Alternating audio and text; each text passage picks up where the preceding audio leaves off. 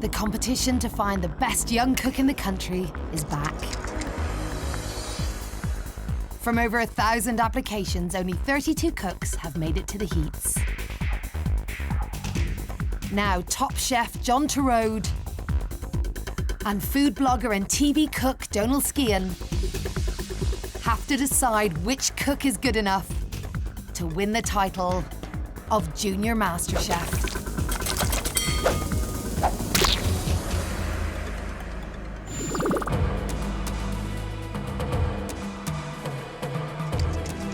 I am so excited to see 4 different personalities come in here and show us what they have. Is our winner in this mix? Today, our 4 are going to face 2 enormous challenges. First, a masterclass from me. I'm going to teach them how to make a vanilla slice and feather the icing. And then afterwards, the heat is on because they are going to be cooking 2 of their most delicious dishes for us to taste. Competing today are Lucy, Eloise, Matthew and Caitlin. I can't believe I'm on Junior MasterChef. It's just a massive opportunity. I like to win things and just do well. It's fun to win. I've got to give it everything I've got. I've got to absolutely own it. I'm really nervous, but I'm really excited about it as well. It's going to be massive. I am looking for passion and a good bit of spark. We have 1 place in that quarter-final, so let's see who can do it. G'day guys, welcome to Junior MasterChef. Today's masterclass, we're going to be cooking something very exciting. It's a classic pastry called a vanilla slice. Puff pastry puffs up, but for this dish particularly, we want it to be flaky rather than puffed up. So what we do is we put holes in it, and that'll stop it from puffing up altogether. Whenever you pick up a tray, use a cloth, please. You don't know if it's hot or cold. Now, we're going to make the custard, 500 mils of milk. And to flavour the milk, we're going to use a vanilla bean. If you're going to do this at home, make sure that you've got a responsible adult with you. Next, John adds sugar to 8 egg yolks. The sugar has to dissolve in the egg yolks. Everybody thinks you get lumps in custard from flour. It's not. You get lumps in custard because your sugar's not dissolved, and then the flour wraps itself around the sugar.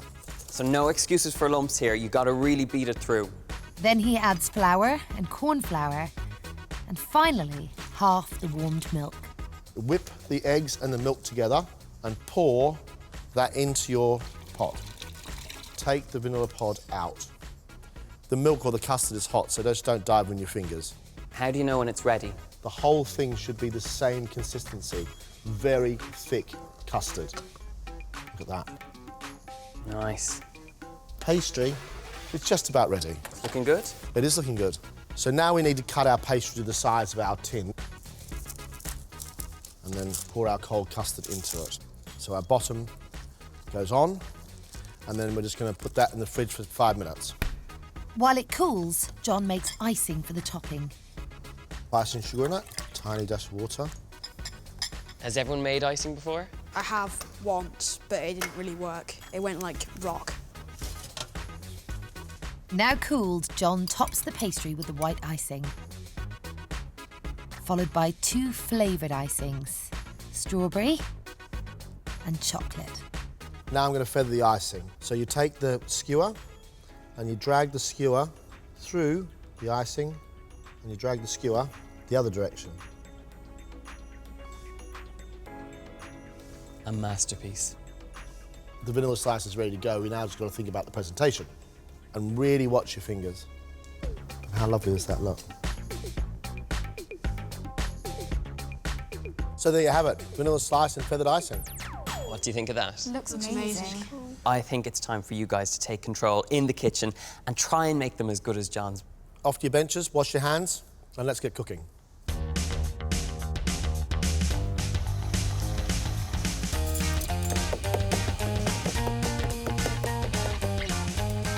Lucy is 12 and lives in Lincolnshire.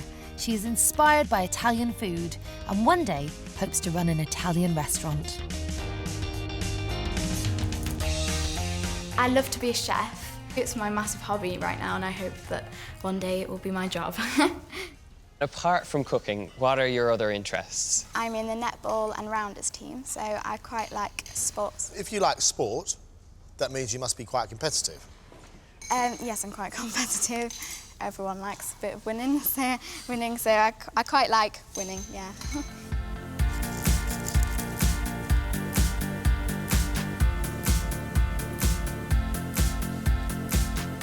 Eloise is 12 and comes from Dorset. She started cooking with her great-grandma and once made a chocolate fondue for 11 people. When I'm older, I'd like to have a little shop. I mean, it doesn't have to be massive, but in the movie Chocolat, they have a little chocolate shop where they sell loads of chocolates, and I'd love to have a shop like that. When did you first start cooking? When I was 2 with my grandma. I used to make cakes with her. 2?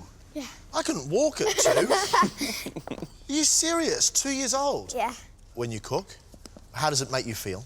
It makes me just feel really happy when you just see the reaction on people's faces when you make them something and they really enjoy it. Well, we wish you good luck.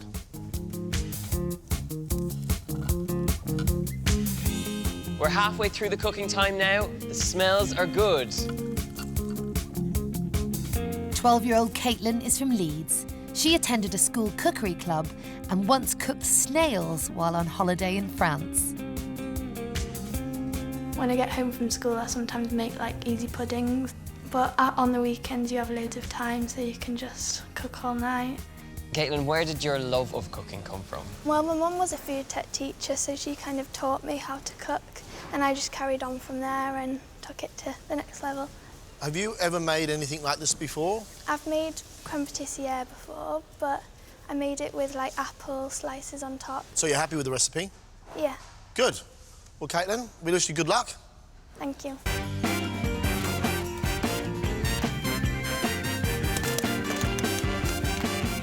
"12-year-old Matthew lives in Merseyside. He helps make Christmas dinner every year and loves complicated desserts like meringues and soufflés. I'm most looking forward to getting feedback from the judges because I'm not always sure how good I actually am, and listening to the judges and being able to compare myself to other people, that'll be really good. How does it feel to be standing here in the MasterChef kitchen? It's really good. I always dreamed of standing here in the MasterChef kitchen, and here I am. So, Matthew, what do you want to be when you grow up? I'm not sure at the moment. I am only 12. OK. Last few minutes now, really start to think about your presentation.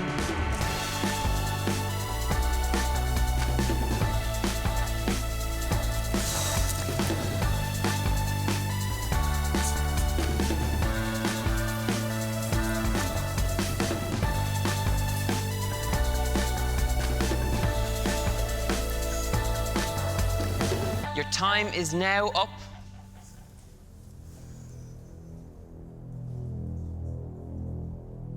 It's now judgment time. Is the puff pastry nice and flaky? Is the confectioner's custard thick and lump-free? And has the icing been neatly feathered? Lucy, let's start with you. With your feathering, just make sure that pink icing is a little bit thicker because it's getting lost amongst it all. Yeah.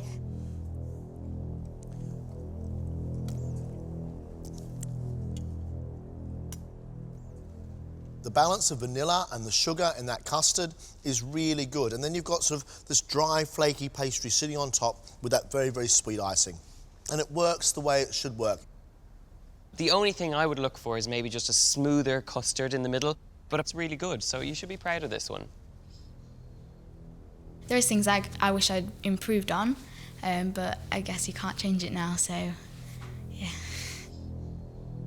Caitlin, you're up next. Let's give yours a go.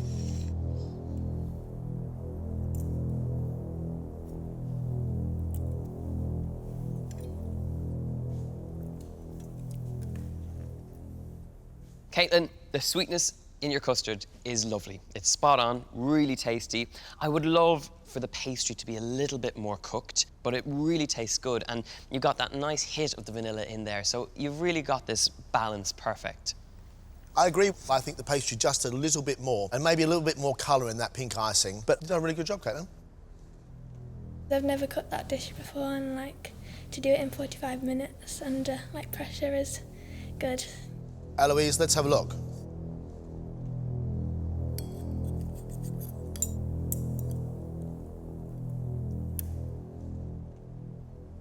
Huge amounts of vanilla in your custard. The custard is wonderful and smooth, and because you've got that extra thick layer of icing on top, it's wonderfully sweet. The only thing I will say to you is cook your pastry just a little bit more. Pastry, when it's not cooked enough, it starts to taste like cheese. I think the custard in the middle, very nice and sweet, but again, I agree with John, just a little bit longer on that puff pastry. Do you think you've learnt something? Yes, that I need to cook the pastry more so it won't taste like cheese. Good lesson, Eloise. I thought it went better than I thought it would, because I didn't really like custard before. I quite like that custard, actually, which is a bit strange, but yeah. So I learned that I like custard now as well. And last but not least, Matthew, you're up next.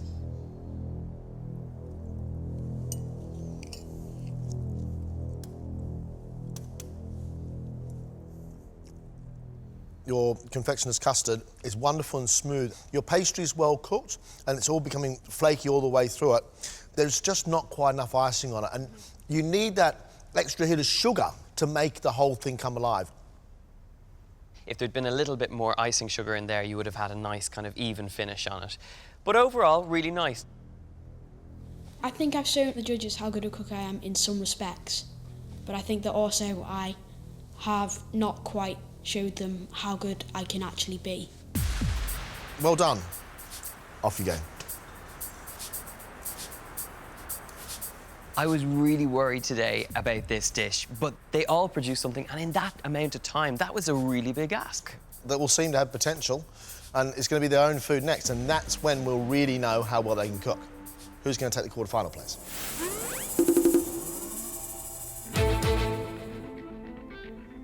So this is it. Our chance to see the food that you love to cook. Remember, it is a competition, and only one cook can go through to our quarter-final. Your two dishes, 1 hour, let's cook. It's quiet in the kitchen today, and that can only mean one thing. We have 4 incredibly focused cooks today.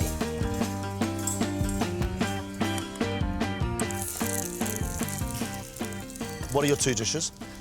Duck with potato and carrot rosti and cherry sauce, and cheesecake with caramelised biscuits and a berry compote. Where did you get the inspiration for these two dishes, Caitlin? Cherries go well with duck, and then like cheesecake is normally like biscuits on the bottom, but I've decided to like caramelise them and put them on the top. Very interpretive. Yeah. Caitlin's cooking us duck with cherry sauce and a carrot and potato rosti. A rosti, it's just grated potato and it's pan-fried. And as long as that's crispy on the inside and cooked all the way through, I think it could be a really lovely dish.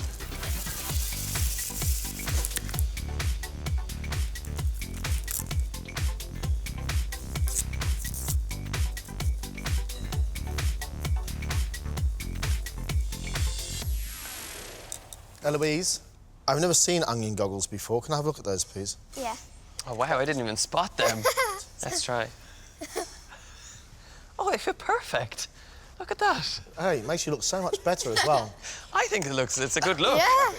Eloise, what are your two dishes today? I'm making Spanish rice with chorizo and red pepper, and I'm making red pepper rolls with rocket, goat's cheese and chorizo. How many times have you practiced these dishes?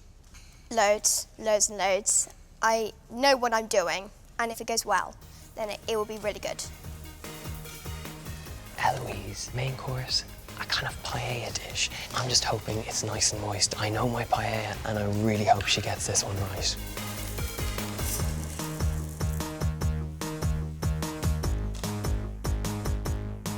What are the two dishes you've chosen for us today? I've chosen herb-crusted chicken with roast vegetables and a pesto dip. They're quite big, strong flavours. Would you proclaim yourself to be an experimental cook? Yes, I think I prefer making up my own recipes because I just like doing it myself and not following something else. So, yeah, I'm quite an ambitious cook. For my dessert, I've done tart tatin with cinnamon icing. I've seen my parents and my sisters do it quite a lot, so that I know what I'm doing. For dessert, she's gone for a classic tart tatin. It's those beautiful layers of apples with caramel and that puff pastry lid. If she can crack this one, I will be incredibly impressed.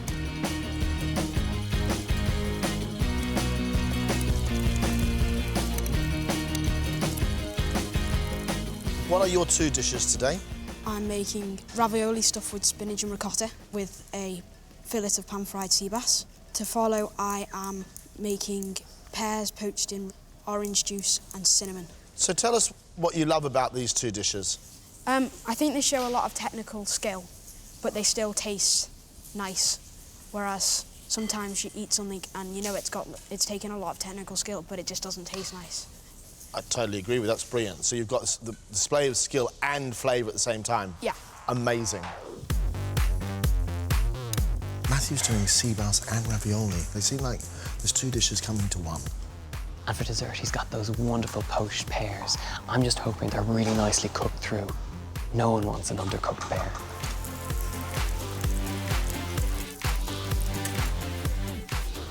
Last 5 minutes, really think about your plates.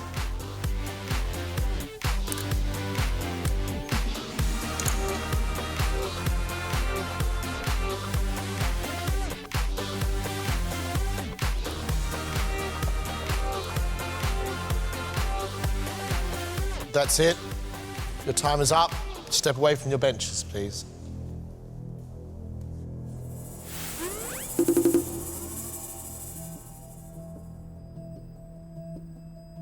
Caitlin's made a main course of pan-fried duck breast, served with a rosti made from grated potato and carrot and a cherry sauce. We've got lots of food here, and it shows a real generosity of spirit.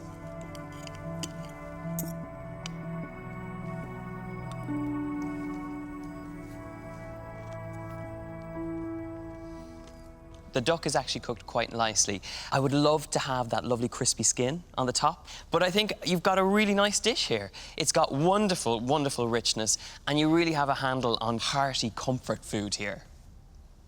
Your sauce underneath the duck is salty but sweet, sour from the cherries, and really deep with the flavour of the duck. You have one tiny issue, and that is your rosti. It's not quite cooked all the way through. Caitlin's dessert is an upside-down vanilla cheesecake with caramelised biscuit topping and a blueberry and strawberry compote. Cheesecake, cheese pie.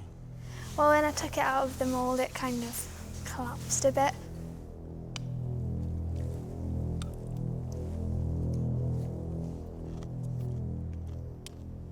The creaminess of that cheesecake filling is fantastic. It's not overly sweet, but there's that lovely hit of vanilla in there. And the biscuit topping is really interesting. I was expecting it to be quite soft, and it wasn't. It was kind of crunchy, and it really added a kind of layer of texture there. The fruit is wonderfully pungent, and it's got real sort of syrupy thickness, almost like something you want to put in a milkshake. I like it. I'm really pleased. I don't think I could have done any better. Eloise has made a Spanish-inspired menu, starting with red pepper rolls filled with goat's cheese, rocket, and chorizo, a spicy Spanish sausage.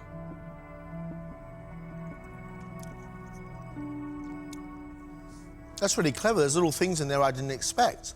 Because you've got this charred pepper, and that charring, that black, gives it a sort of wonderful bitterness. And then this sweet but yet sharp goat's cheese running through, and there's a little tiny bit of chorizo stuck inside it. It's a really clever, layered morsel. Thank you, it was delicious.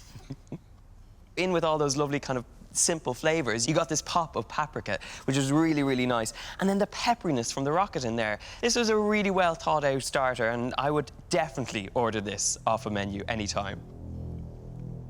Eloise's main course is Spanish paella, rice with prawns, chorizo and red peppers, and the spice saffron. I love the little cylinder of rice you've created with the prawns sitting proudly on top.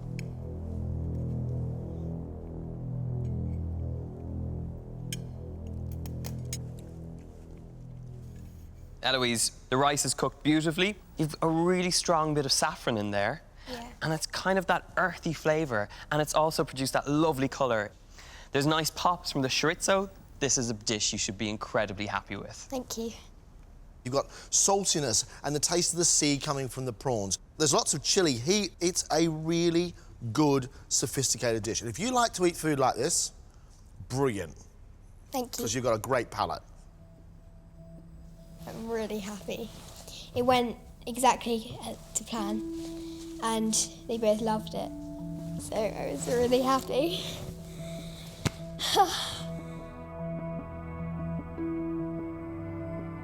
Matthew's sea bass is resting on a bed of spinach and ricotta ravioli with parmesan and a sage butter sauce.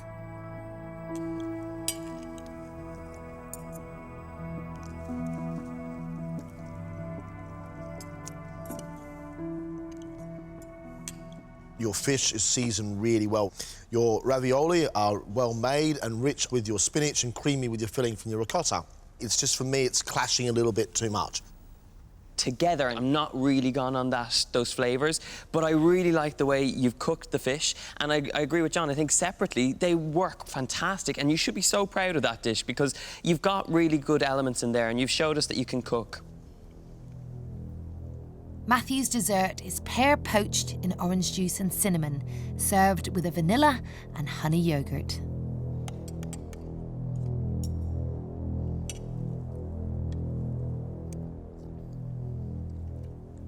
I'm really liking the tartness of the yoghurt against the sweetness of the fruit and the syrup.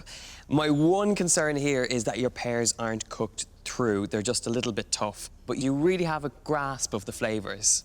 Your pears, Matthew, are just a little bit undercooked, but the consistency of your syrup, almost that mirror sheen on the plate, just makes it shine like a star. We can see the skill. It's now for you about the detail. I feel really good when the judges give me positive comments. I've just got to make sure they keep coming. Lucy's experimental main course is chicken breast coated in a crust made from breadcrumbs, olives, sun-dried tomatoes, parmesan and basil. Served with roasted courgettes, onions, tomatoes, peppers and a pesto and creme fraiche dip. Great presentation, lovely colours, vibrant, happy food.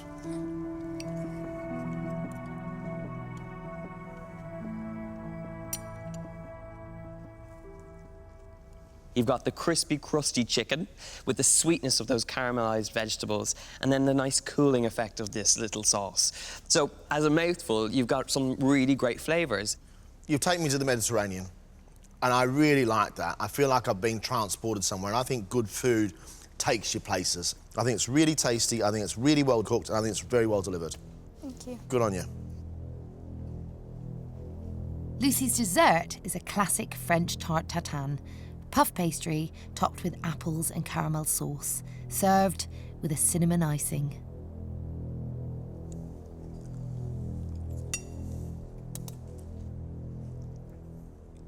You really like your strong flavours. That cinnamon is throwing itself all the way across those sharp little apples. You've got caramel and pastry and lots more sugar and cinnamon. It works really well. It's really comforting, and it's like you're sitting around a fireplace. I would love to see a bit more of the pastry in there for it to be nice and puffed and lovely and golden. But overall, you got a really good hang on it. I think that went well. They had a few things that they said would make it better, but I'm always up for getting tips to how to improve my food.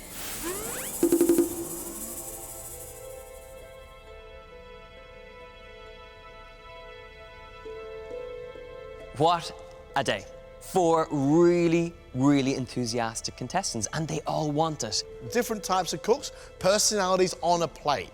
That's what we asked for, and that's what we got. Caitlin had 2 very good-looking dishes. The duck was cooked beautifully. The sauce was wonderful and rich and deep with cherries. For me, the only mistake that Caitlin's made is the rosti is not cooked all the way through. And for her dessert, I know she had difficulty plating up that cheesecake. I was incredibly surprised by that crunchy biscuit on top. And alongside that lovely syrup, I think she had a real winner with that dessert. I'd love to go further, but, you know, things happen for a reason. Eloise's dishes sparkled. Four little tiny rolls of red peppers. You bit into it, then the ooze coming from the goat's cheese, and then the chewiness coming from the chorizo. It's a great little starter, really, really good. And then that main course, wow, that really took her to a new level. That kind of earthy flavour of saffron throughout, which also gave it that wonderful colour. She nailed that main course. Oh, it's so annoying. You just sit there thinking, am I gonna go through? Is he gonna go through? Is she gonna go through? Am I gonna go through? It's just kind of like, I want to know now. Matthew today has demonstrated a huge amount of skill and that you can achieve a whole lot in an hour. The fish cooked beautifully. It was good. The ravioli was good. It was just too much on one plate. Those wonderful poached pears with that syrup all the way around. But it was just such a shame that the pears weren't cooked all the way through. I don't know if I've done enough to go through, but I know I've done my best here, which is as much as I can ask of myself. Lucy gave us a dish that she'd made up herself. Crumbed chicken, and it was served with a little pesto dip, and it was really very good. Tarte tatin has to be right, it's a classic. The flavours she had in there were fantastic. It's quite tense because it would mean so much for me to go through. It would just be massive. Today, we've seen some great cooking. It's a tough one, but I think I know who I want. I think I know who I want as well.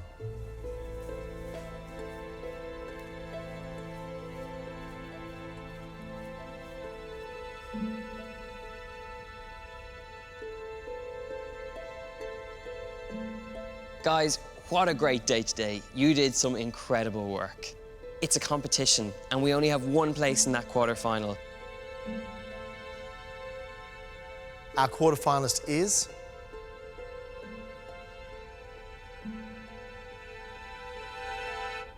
Eloise. Congratulations. Thank you.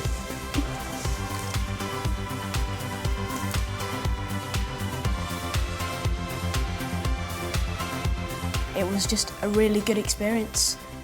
Hopefully I will be able to learn something from it and improve as a result. To get this far, I just found it amazing, so yeah, can't ask for more really. I think Eloise could go all the way. She's just an amazing cook, and I think if she puts her mind to it, she could go all the way and win it. Really shocked, but really happy. Can't believe it. This is probably the best thing that's probably ever happened to me.